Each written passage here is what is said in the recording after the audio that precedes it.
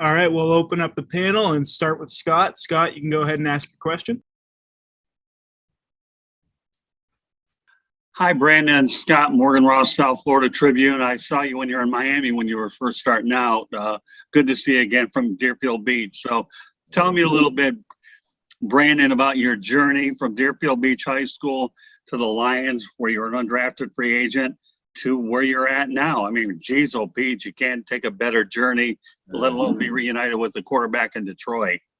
It's been a long, tough journey.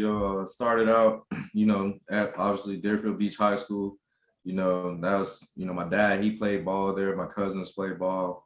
My whole family went there. So it was like, that was a big moment for me to start there and, able to go to college, go to the University of Florida, to play football there. I honestly never even thought about, going to college, because that was just something so, far away that I didn't even, think about. Being a 5'8", 150 pounds my whole high school career. It was just something that I never thought about. And then, being fortunate enough to go to college and, play 4 years at the University of Florida, one of the best schools in the world, have a great time there, and then go undrafted.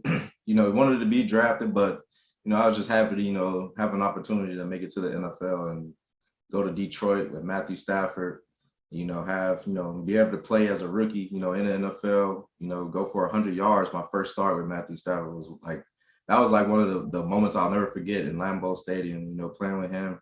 Had 96 yards in the fourth quarter, and he called the play, in which he threw me a little 5-yard out route and got me 100 yards. Ever since then, Matthew Stafford was one of my favorite players. Even when I was in Atlanta, I was always rooting for him in Detroit.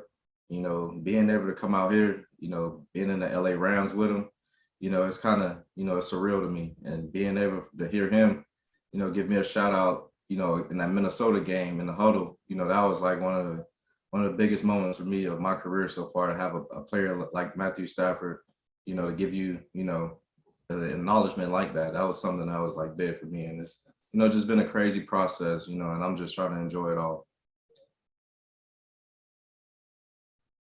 And that preseason game, when you went out there and ran for those couple of touchdowns in the rain that got you a spot on there to begin with, it had to start somewhere. You caught somebody's attention, then you end up making the club anyway. So your story is great, but we can't leave out, obviously, one of the more important parts, that you wowed a lot of people to earn that roster spot. I was there, saw the game. It was just unbelievable.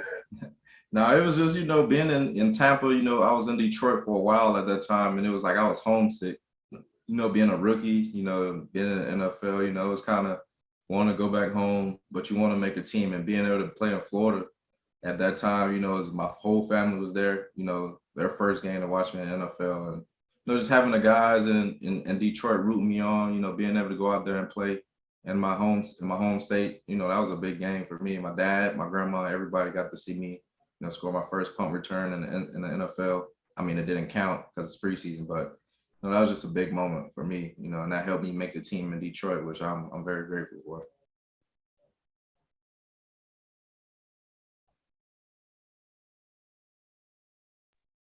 Scott, you can go ahead with your question. Yeah, okay. Once again, Brandon, I know that this is a pretty important contest for you because of where you've come, but when you put in perspective about the magnitude of where you're at now, I mean, like you said, talk about the fact that you were once again unemployed for a while, and how much more hungrier that it made you feel to get to this point, knowing that your journey was a little bit extraordinary than most, since you were an undrafted guy. I mean, being an undrafted guy kind of prepared me for this, this situation, because, you come in, you're undrafted, I mean, I'll just keep it, honest. Being undrafted, you're not really suspected to make the team. Nobody's really.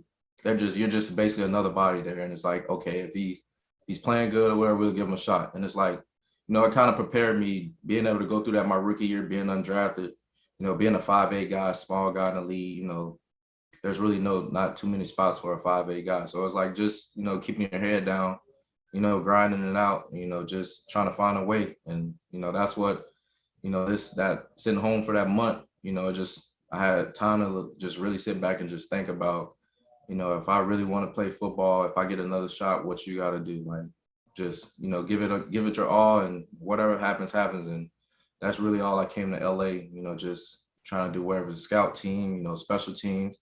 Every time you touch the ball, it's like I'm trying to make a big play. I trust my teammates. They believe in me. I know they're busting their butts out there to, get their blocks. And, all I got to do is just do the easy job, what I've been doing all my life, catch the ball and run. And that's what we've been doing out here in LA. And I'm just thankful for, the opportunity, just go through everything, all the failures, the success.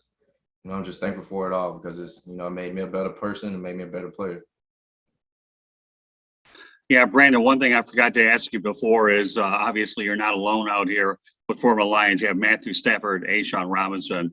How neat is it to be able to be on the field with a couple of your old teammates, since all three of you guys are really looking for your first Super Bowl coming from Detroit out to LA?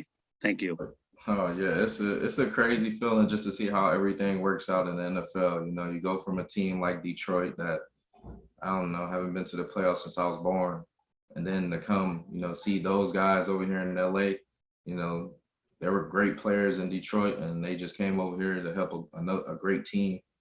And to see, everybody, winning is like, that's always a great feeling. You always root for the players, being an underdog, I always root for the players that have never, been to a Super Bowl or, was on a losing team. So it's a great feeling to be, in this position with those guys being where we were 3 years ago.